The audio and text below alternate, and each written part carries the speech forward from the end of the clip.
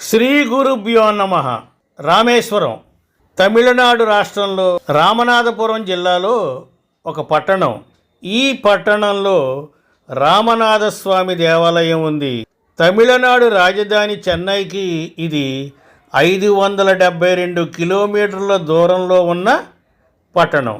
ఈ పట్టణం ప్రధాన భూభాగం నుండి పంబన్ కాలువ ద్వారా వేరు చేయబడింది. హిందూ ఇతిహాసాల ప్రకారం ఇక్కడే శ్రీరాముడు సేతువు నిర్మించి లంకాధినేత అయిన రావణాసురుడు పరిపాలించిన లంకకు చేరాడు. ఇక్కడ రాముడు నిర్మించిన సేతువుని రామసేతువు అని పిలుస్తారు. రావణాసురుడిని నిహతుడిని చేశాక రామనాథేశ్వర స్వామి ప్రతిష్ఠించాడు. రామేశ్వరం శైవులకు వైష్ణవులకు అత్యంత పవిత్ర స్థలం. రామేశ్వరం తీర్థస్థలమే కాక ఇక్కడ ఉన్న బీచ్ల వల్ల పర్యాటక స్థలం కూడా ప్రాముఖ్యత సంపాదించుకుంది. రామేశ్వరం సముద్ర మట్టానికి 10 మీటర్ల ఎత్తులో ఉన్న ఒక ద్వీపం. ప్రధాన భూభాగం నుండి ఈ ద్వీపాన్ని పంబన్ కాలువ వేరు చేస్తోంది. ఈ శంకు ఆకారంలో ఉన్న ఈ ద్వీపం విస్తీర్ణం 61.8 చదరపు కిలోమీటర్లు. ఈ ద్వీపం భూభాగాన్ని ఎక్కువగా రామనాథస్వామి దేవాలయం ఆక్రమిస్తుంది.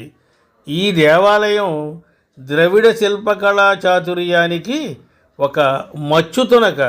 ఇక్కడి నుండి శ్రీలంక దేశం కనిపిస్తూ ఉంటుంది. శ్రీలంక ప్రధాన పట్టణం కొలంబో 112 కిలోమీటర్ల దూరంలో ఉంటుంది. భారతీయులలో హిందువులు అనేక మంది కాశీయాత్రని రామేశ్వరం చూసిన తర్వాత కానీ పూర్తి కాదని విశ్వసిస్తూ ఉంటారు. కాశీ గంగా తీర్థం తీసుకువచ్చి రామేశ్వరం సముద్రంలో కలిపినట్లయితే కాశీయాత్ర పూర్తవుతుందని, దేశంలో సకల తీర్థములు చూసిన ఫలం దక్కుతుందని హిందువులు విశ్వసిస్తూ ఉంటారు. ఇక్కడ ప్రధాన దైవం రామనాథస్వామి. గర్భాలయాన్ని 10వ శతాబ్దంలో శ్రీలంక చక్రవర్తి పరాక్రమ బాహు నిర్మించాడు. భారతీయ నిర్మాణ కళా వైభవాన్ని చాటి చెప్పే కట్టడాలలో ఒకటైన ఈ ఆలయం లోపల నడిచే దారి దేశంలో అతిపెద్దదని సగర్వంగా చెప్పుకుంటారు.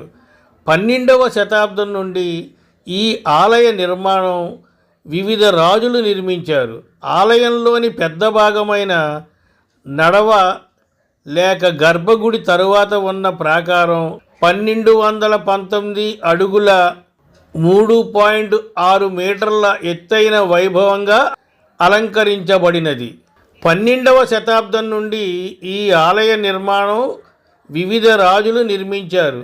ఆలయంలోని పెద్ద భాగమైన నడవ లేక గర్భగుడి తరువాత ఉన్న ప్రాకారం 1219 అడుగులు 3.6 మీటర్ల ఎత్తైన వైభవంగా అలంకరించబడి తగిన విధంగా స్థాపించబడిన స్తంభాలతో నిర్మించబడిన నిర్మాణం. ఈ నిర్మాణం అడ్డంకులు లేని 230 మీటర్ల పొడవు ఉంటుంది.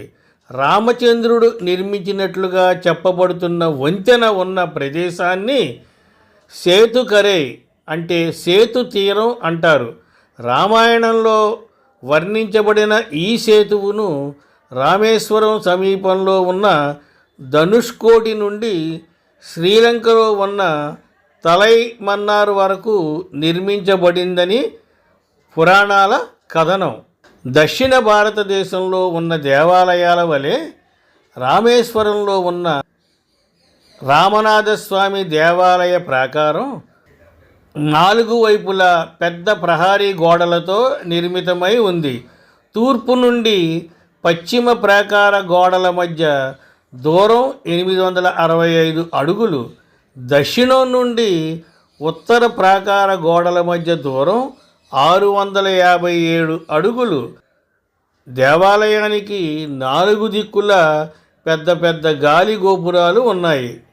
రామేశ్వరం దీవి సముద్ర కెరటాలు, పక్షులు, బంగారు రంగులో మెరిసిపోయే ఇసుక తిన్నెలు, బంగారం లాంటి మనసులు, యాత్రికులు, రామనాథస్వామి గుడి, చిన్న చిన్న అంగళ్ళు, గవ్వలతో చేసిన వస్తువులు, గుర్రపు బళ్ళు, నీలి రంగులో మైమరిపించే సముద్రం ఎన్నాళ్ళు చూసినా తనివి తీరదు.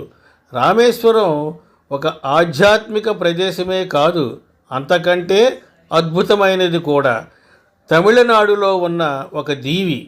రామేశ్వరంలో చూడాలి కానీ చాలా ప్రదేశాలు ఉన్నాయి. రామనాథస్వామి గుడి, కోటి తీర్థాలు, రామపాదాలు, ధనుష్కోటి, విభీషణాలయం, ఇంకా చాలా ఉన్నాయి. ఈ ఆలయాన్ని చేరుకోవడం ఎలా? ఈ దీవిలోనికి వెళ్ళడానికి వీలుగా సముద్రంపై రైలు వంతెన అంటే పాంబన్ రైలు వంతెన, అలాగే రోడ్డు వంతెన అంటే ఇందిరాగాంధీ వంతెన ఉన్నాయి.